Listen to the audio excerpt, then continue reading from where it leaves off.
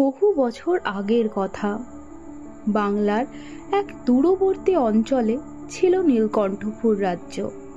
রাজা বীরবাহু তার প্রজাদের খুব যত্ন করতেন, আর রাজ্যে কোনো কষ্ট ছিল না। কিন্তু প্রতিটি আলোর পিছনে থাকে এক গভীর ছায়া। নীলকণ্ঠপুরেও ছিল এক অজানা রহস্য, এক প্রাচীন অভিশাপ যা শতাব্দী ধরে লুকিয়ে আছে রাজপ্রাসাদের গভীর অন্ধকারে। মন্ত্রীবর, আমি চিন্তিত। শুনেছি উত্তর সীমান্তে নাকি অশান্তি বেড়েছে।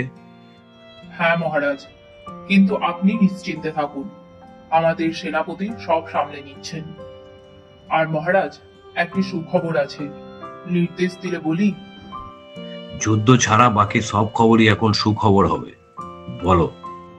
অল্প দিনের মধ্যে রাজকুমারী সুবর্ণার বিবাহের প্রস্তাব আসতে চলেছে কনকপুর রাজ্য থেকে। আমাদের গুপ্তচর খবর পাঠিয়েছে। আরে, এ তো সত্যি সুখবর। আমার একমাত্র কন্যার বিবাহ, পুরো রাজ্যকে সাজিয়ে তুলবো। উৎসব হবে, আনন্দ হবে, সবাই তৈরি হও। বাবা, আমি শুনতে পেয়েছি, কিন্তু আমি কনকপুরের রাজকুমারকে চিনি না। এত তাড়াতাড়ি আমার বিবাহের সিদ্ধান্ত নেবেন না দয়া করে। বুঝি মা, কিন্তু এটা আমাদের রাজ্যের জন্য খুব গুরুত্বপূর্ণ। মহারাজ, আজ রাত্রেই কনকপুরের দূত আসবেন বিবাহের পাকা কথা বলতে। মহারাজ, সাংঘাতিক ব্যাপার। হঠাৎ করে উত্তর দিক থেকে প্রবল ঝড় বাতাস বওয়া শুরু হয়েছে। সত্যি অদ্ভুত। এই অসময়ে বৃষ্টি নামলে তো মহাবিপদ, চাষের ফসল নষ্ট হয়ে যাবে। যাও গিয়ে গ্রামবাসীদের সাথে কথা বলো, ব্যবস্থা নাও যাতে জল না দাঁড়ায়, আর তার জন্য যা করার করো, তাড়াতাড়ি করো। জো আজ্ঞা মহারাজ।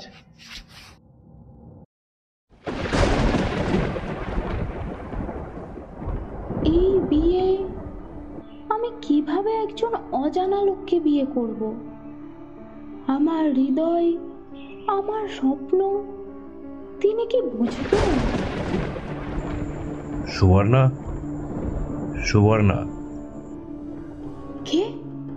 কে ওখানে? সামনে আসুন। ভয় পেও না রাজকুমারী, আমি একজন পথিক মাত্র। তোমার রাজ্য আর তোমার ভবিষ্যৎ নিয়ে কথা বলতে এসেছি। আপনি কি? আর আমার ভবিষ্যৎ সম্বন্ধে আপনি কি জানেন?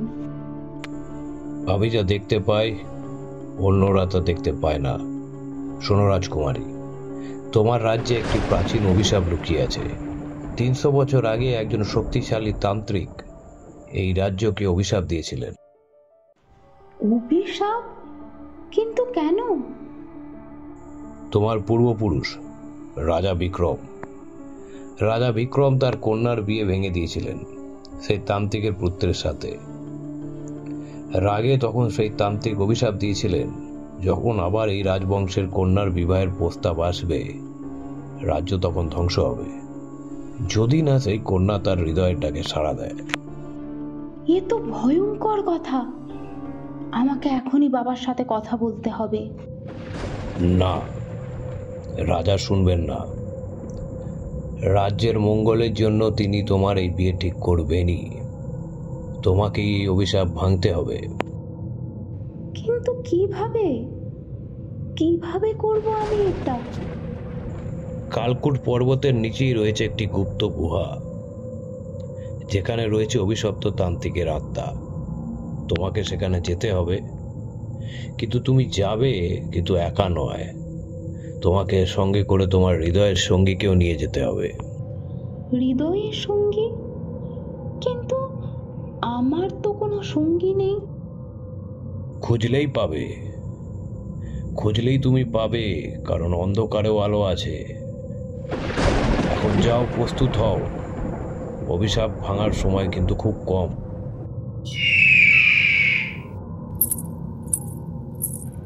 আমাকে যেতেই হবে। রাজ্যের ভবিষ্যৎ এখন আমার হাতে। এটা তো রাজবাড়ি থেকে বাইরে যাওয়ার রাস্তা। আচ্ছা, এদিকে কোনো আওয়াজ পেলাম মনে হচ্ছে, যাই দেখে আসি।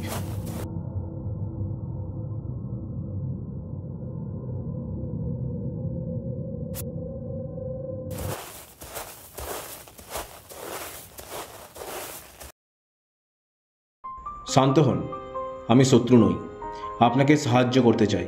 কে তুমি? কি চাও? আমি অর্জুন, রাজবাড়ির বাগানের মালিক। আপনি দেখলাম পালাচ্ছেন, জানি না কেন, তবে সাহায্য করতে চাই। বুঝলাম, কিন্তু আমাকে কেন সাহায্য করবে তুমি? আসলে আমি কয়েকদিন ধরে দেখছি আপনি একদম সুখী নন। আজ আবার দেখলাম সে বৃদ্ধ সন্ন্যাসীকে। আমি সব শুনেছি রাজকুমারী, আপনার রাজ্যের বিপদ, আমারও রাজ্যের বিপদ। এই জন্য আমি সাহায্য করতে চাই। পাহারাদাররা আবার এদিকেই আসছে মনে হচ্ছে। ঠিক আছে, তুমি আমার সঙ্গে চলো, কালকুট পর্বতে যেতে হবে। রাজকুমারী, এই দিকে আসুন, এই পথে আমার ঘোড়া আছে।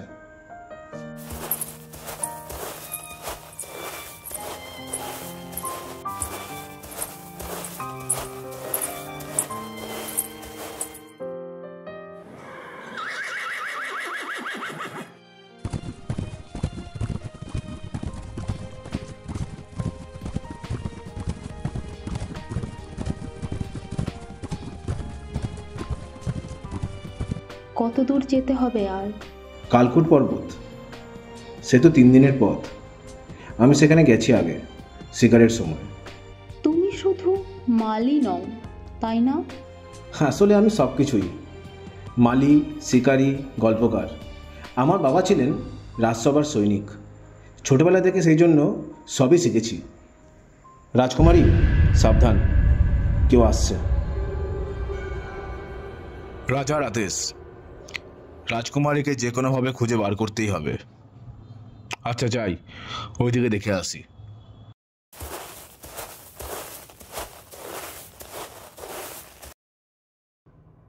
বাবা খুব চিন্তা করছেন। আপনি তো কিছুদিন পরই ফিরে আসবেন রাজকুমারী। মনে রাখবেন, আপনার এই যাত্রা রাজাকে আর রাজ্যকে বাঁচানোর জন্যই।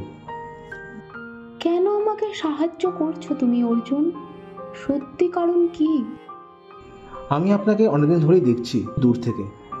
আপনার দুঃখ আসলে আমি দেখতে পারি না। আর এই রাজ্য তো আমারই, এর বিপদ আমারও বিপদ। চলো, পথ দেখাও। রাত হওয়ার আগে আরো দূরে যেতে হবে।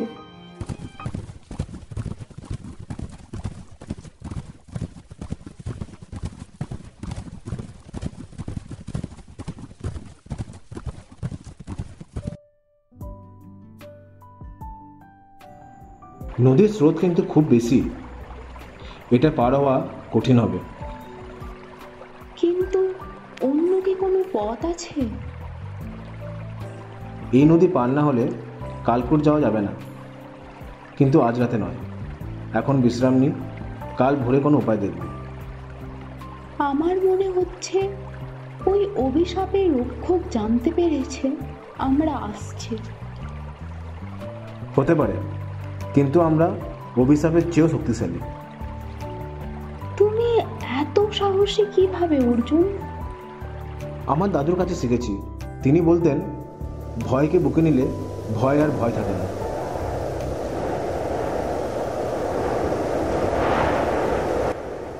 কিসের শব্দ এটা? জানি না।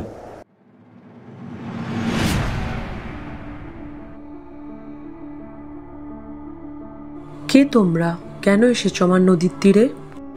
আমরা কালকুট পর্বতে যাচ্ছি। একটা অভিশাপ ভাঙতে আমাদের ওখানে যেতেই হবে। অভিশাপ? কি অভিশাপ? রাজ্য ধ্বংসের অভিশাপ। আমাদের পার হতে সাহায্য করুন। শত বছরে তোমরাই প্রথম যারা সত্যি কথা বললে। মানুষ এলেই মিথ্যা কথা বলে। আমি সাহায্য করব, কিন্তু একটা পরীক্ষা দিতে হবে। কি পরীক্ষা? ওই ফল পেড়ে আনো, কিন্তু সাবধান, যে পেড়ে আনবে তার সবচেয়ে মূল্যবান জিনিস হারিয়ে যাবে। আমি যাব না রাজকুমারী, আমি যাব। আপনার অনেক বেশি কিছু হারানোর আছে। কিন্তু অর্জুন, আমার জীবনে মূল্যবান কি আছে? আমি তো একজন মালি মাত্র।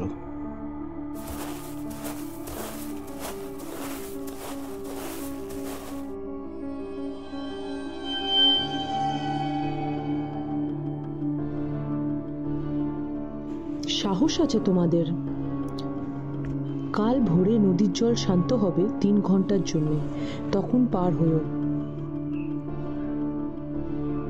ধন্যবাদ আপনাকে, কিন্তু বললেন না তো অর্জুন কি হারাবে?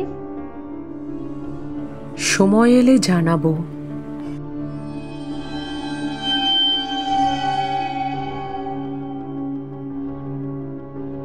তুমি ঠিক আছো? হ্যাঁ, মনে হচ্ছে ঠিক আছি, কিছু হারায়নি বোধ হয়।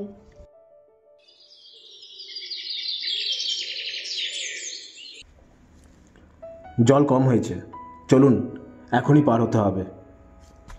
অদ্ভুত, সত্যি ভূত ছিল ওটা? এই পৃথিবীতে অনেক কিছুই আছে যা আমরা বুঝি না রাজকুমারী।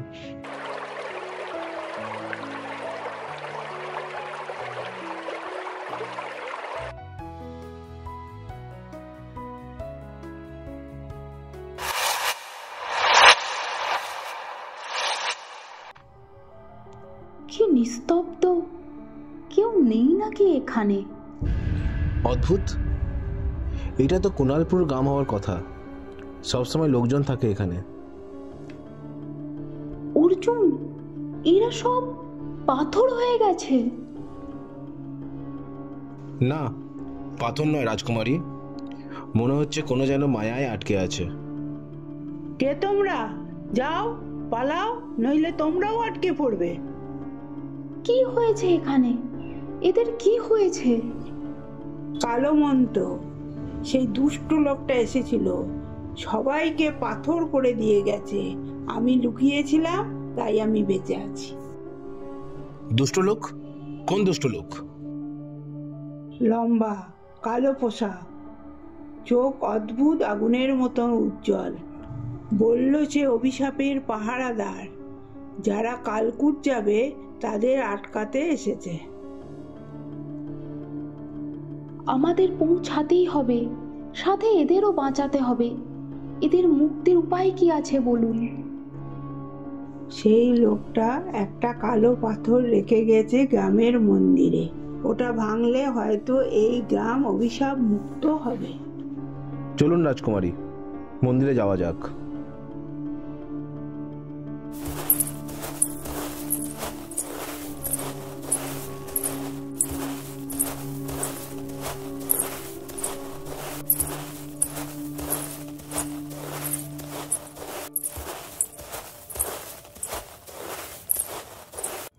এটাই হবে। রাজকুমারী, সাবধান। কিভাবে ভাঙবো এটা? রাজকুমারী, চেষ্টা করে দেখা যাক, যদি এই ফলের জাদুশক্তি দিয়ে এই পাথরটাকে ভাঙা যায়।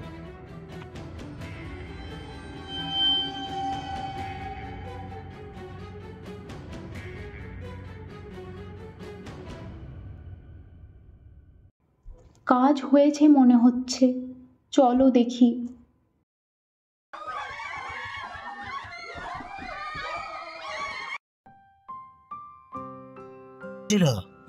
মনে হচ্ছে ঘুমিয়েছিলাম। এরা কারা? নতুন লোক? এরা আমাদের বাঁচিয়েছে, এরা দেবদূত। আপনারা যেই হন, আমাদের গ্রাম আপনাদের কাছে খুবই কৃতজ্ঞ। আজ রাতে আমাদের অতিথি হন। ধন্যবাদ আপনাদের এই আতিথেয়তার জন্য, কিন্তু আমাদের এখনই কালকুট পর্বতের জন্য যাত্রা শুরু করতে হবে। কালকুট? সেখানে যাবেন না, অশুভ জায়গা, কেউ ফিরে আসেনি। আমাদের যেতেই হবে, একটা অভিশাপ ভাঙতে হবে। তাহলে আমরাও সাহায্য করব। এই, তোমরা সবাই প্রস্তুতি নাও, এদের সাহায্য করতে হবে। রাজকুমারী, সূর্য ডুবছে, অন্ধকার হওয়ার আগেই আমাদের এই মরীচিকা বন পেরোতে হবে। রাতে এই বন খুবই বিপজ্জনক। গাছগুলো কেমন অদ্ভুত হয়ে যাচ্ছে, মনে হচ্ছে যেন আমাদের দেখছে। গ্রামের লোকেরা বলল এই বনে মায়া আছে, কোনো রকম শব্দ শুনলে ঘাড় ঘুরিয়ে দেখবেন না যেন। ফিরে যাও, ফিরে যাও, এক্ষুনি ফিরে যাও, এগিয়েও না আর। যদি নিজের ভালো চাও, এগিয়েও না আর। ফিরে যাও, ফিরে যাও। শব্দগুলো উপেক্ষা করো, এটাই আমাদের পরীক্ষা। হ্যাঁ রাজকুমারী, আমাদের সাবধানে এগোতে হবে।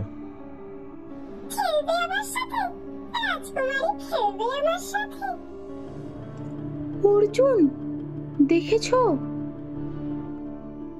না রাজকুমারী, উপেক্ষা করুন, এটা আসল নয়। মা, কোথায় তুমি? আমি আহত, আমায় সাহায্য করো। বাবা, বাবার গলা, উনি কষ্টে আছেন। না রাজকুমারী, ওটা আপনার বাবা নয়, মায়া আমাদের পরীক্ষা নিচ্ছে। বাবা অর্জুন, আমাকে দেখতে পাচ্ছ না? এসো, এদিকে এসো। অর্জুন, তুমিই বললে এটা মায়া, চলো আমরা যাব। অর্জুন, আমি কিছু দেখতে পাচ্ছি না, সব অন্ধকার হয়ে গেছে চোখের সামনে। রাজকুমারী, সামনে দেখুন, কালকুট পর্বত, আমরা পৌঁছে গেছি। এত বড় কালকুট পর্বত, কিন্তু সেই গুহাটা আমরা কি করে খুঁজবো? গ্রামের প্রধান বলেছিলেন উত্তর দিকে উঠতে হবে। প্রথমে একটা পুরনো মন্দির আসবে, তারপর বাঁদিকে গুহার পথ।